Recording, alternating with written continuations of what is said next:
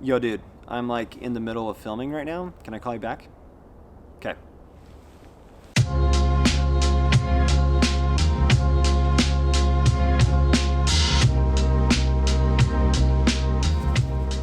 Whew. Man, it's cold today. But guys, welcome to the second Backcountry Sessions discussion. Thanks for being here today. Thanks for joining. You guys are awesome. Got a few different things to talk about today. We're going to try to keep this a little bit shorter than the previous Backcountry Session discussion that we had. I've got some gear here that I want to talk about, as well as I just kind of want to recap 2018, talk a little bit about some of the things coming up for 2019, goals and trip plans and that kind of stuff. And yeah, so 2018, let's talk about it. Really, it was a pretty amazing year. And I spent a lot of time on the trail, spent a lot of time doing like gear testing, sharing gear reviews with you guys, and it was just a really, really good growth year for the channel. I put a lot of effort into the channel, and with everything else that I was doing, I mean, teaching a backpacking class at the university, I'm working full time, and I started a business with my best friend Jared. Given all of those considerations of things that took place in 2018, I am really psyched about where things are at, how we're moving forward with the channel, how you guys have become such an integral part of helping me understand what kind of content I want to create and share with you guys, and just the direction that I want to go with the channel. It's really important to me. So thank you. And I'm going to say that over and over and over again. I'm so appreciative of you guys as subscribers and viewers, and you contributing to the channel, what you have added to the channel, and just making it so that this becomes an additional motivation type of thing for me. I love creating content. I love putting stuff together.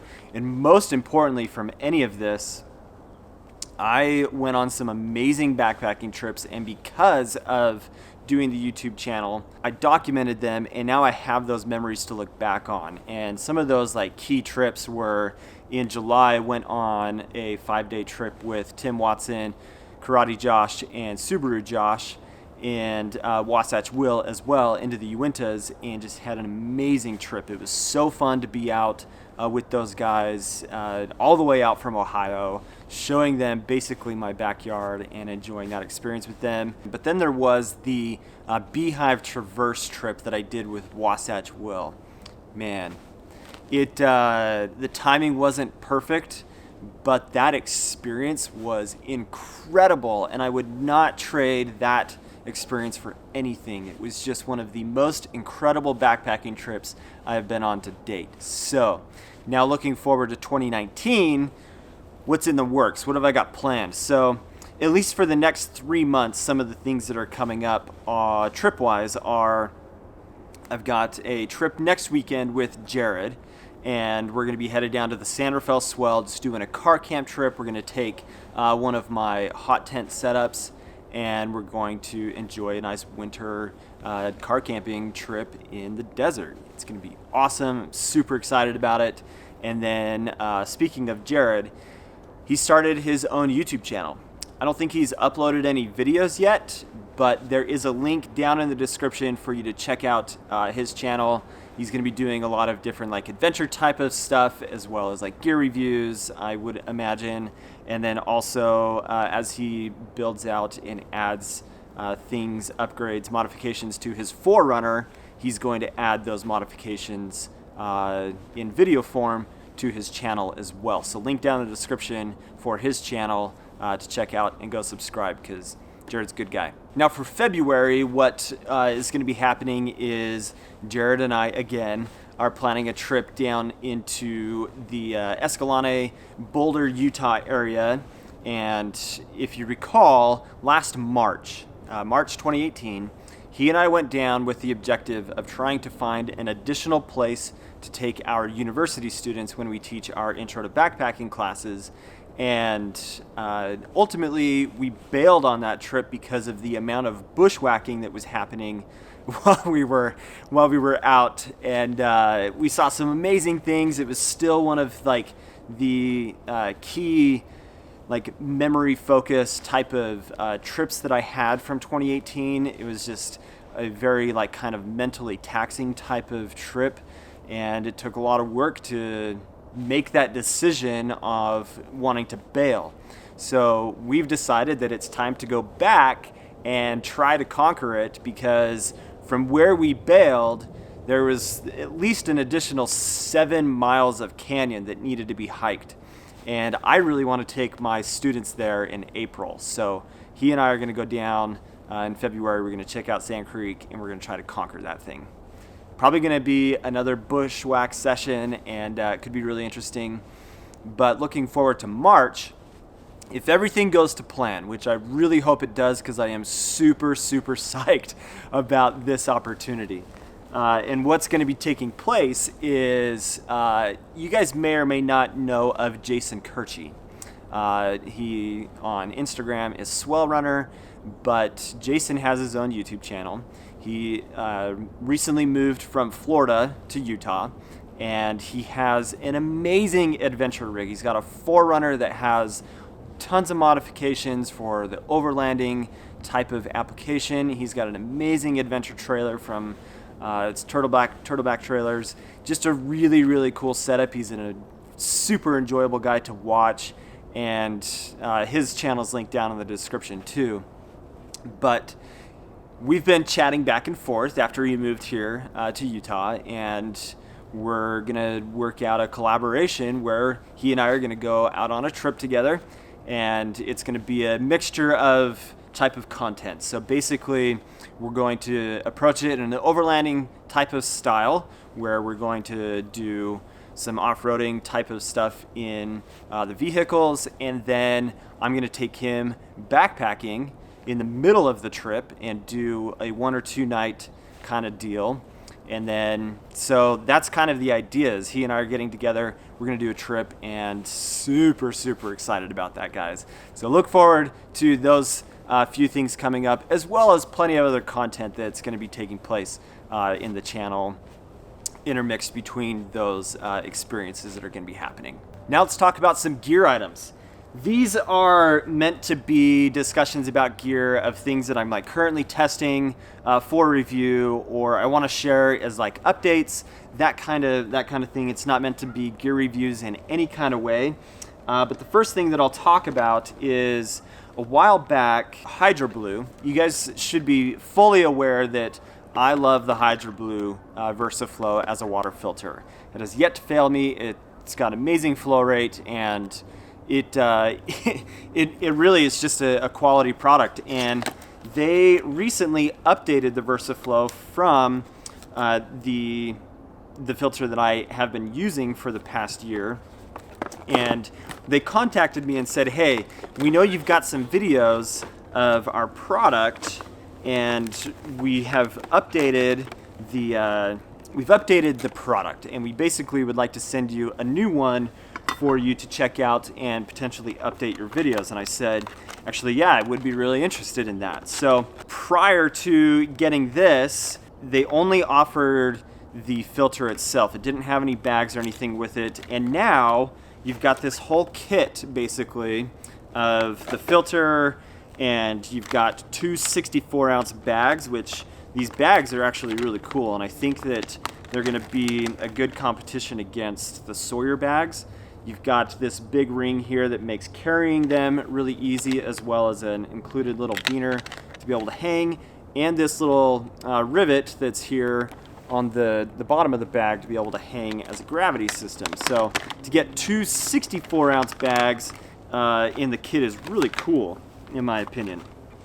Now, the other items that are in here are, you've got like an inline tube, and then you've got a bucket attachment, and then you've got, this is just a hose clamp. So, I mean, I'm not necessarily ever going to use the hosing, and definitely probably not the bucket attachment, but I understand that they want this to be kind of a multi-use kind of deal. So if you're a prepper and you want to have some kind of like emergency type of scenario for your filtration, and your like 72-hour kit, then you've got that option with a bucket attachment.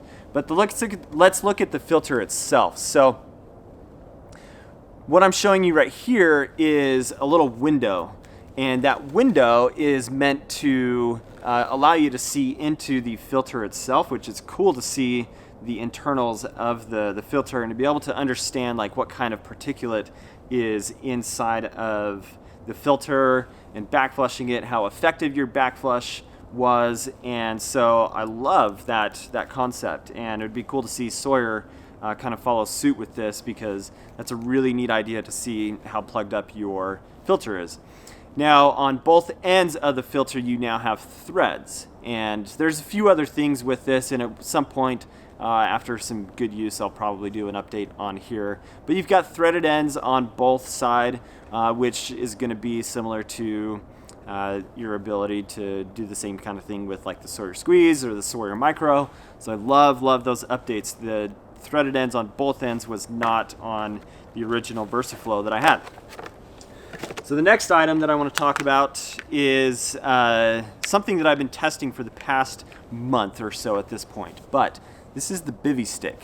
You guys may have heard about this, and this is a new product that several months ago was funded on Kickstarter. So it's a brand new satellite communication device, and I've got a full write-up on the Bivystick down in the description on my website. So I did kind of like an early impressions kind of review of the Bivystick, and so if you really want a lot of information on this in terms of what it's capable of and all of the specs, details, and the service type of things, then jump down, grab that link, and read about it on my new website. So the Bivystick, just in plain terms, is a two-way satellite communication device. It connects to the Iridium network, which is really cool.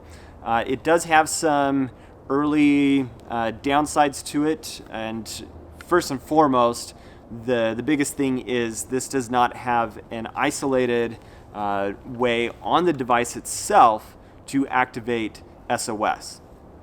It does rely on a cell phone connected to the Bivy app to be able to activate SOS. So that is a downside in my opinion. It would be great to have that option on the device itself.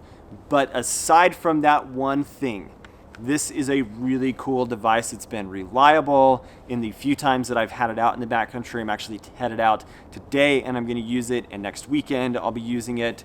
And the credit-based system on this, as opposed to paying for a service contract, is a really appealing thing for me on this.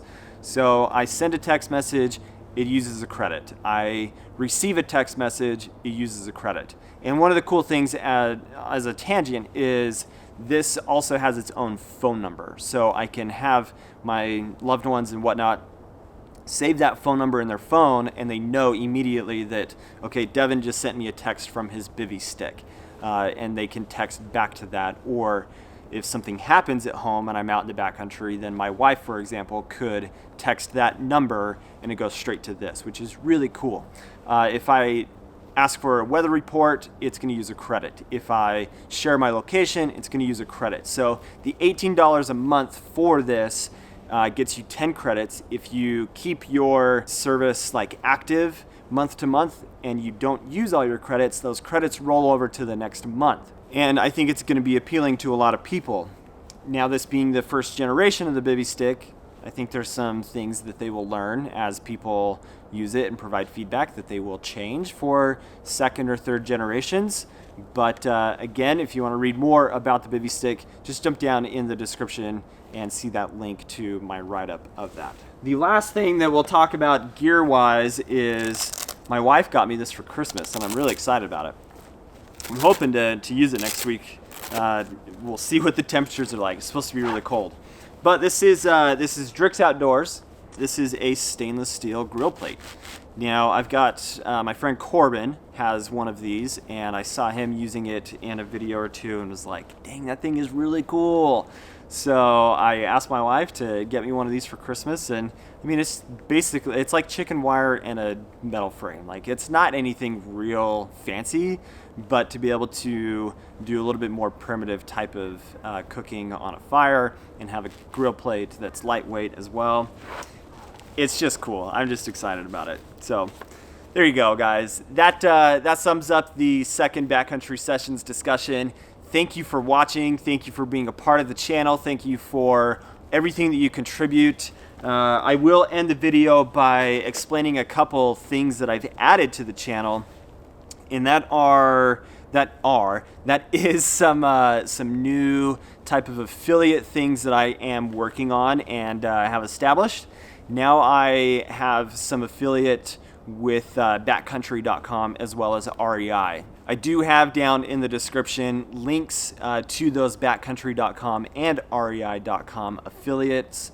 And when you click on those and use those links, it does give me a kickback, and it's a great way for you to support the channel in a way that doesn't cost you any additional money for a product that you may have been choosing to purchase for yourself anyway. So I decided to add that to the Amazon affiliates, as well as make it available, because I don't always want to send people to Amazon.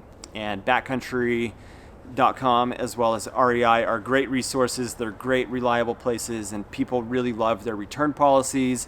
And so if I'm going to send people to purchase gear, then it was a great way to give them a reliable place to go purchase gear that also supports the channel. So I really appreciate that. Thanks, guys. I know I said I was going to be done, but I wanted to add that. If you're not subscribed to the channel, please do. As always, thank you for everything you guys do for the channel. You're awesome. We'll catch you on the next video. Have a good day.